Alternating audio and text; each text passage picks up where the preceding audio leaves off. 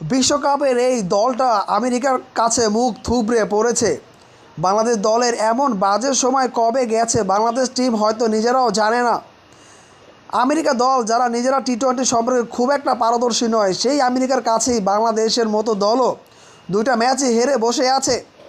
আজকে বাংলাদেশ দলের হোয়াইট ওয়াশের মুখে থেকে বাঁচার একটা তীব্র লড়াই। বাংলাদেশ দল কি আজকে তাদের হোয়াইট ওয়াশ এড়াতে পারবে, তা এখন অনেকটা চিন্তার বিষয়। বাংলাদেশ দল যে হারে খেলছে, এতে করে আসলে ওই আমেরিকা কিন্তু মোটামুটি নিশ্চিতভাবে বলা যায় তারা আসলে আজকের ম্যাচটাও জিতে যেতে পারে। বাজে ব্যাটিংয়ের পাশাপাশি রয়েছে বাজে ফিল্ডিং, অজুহাতের শেষ নেই বাংলাদেশের ক্যাপ্টেনদের।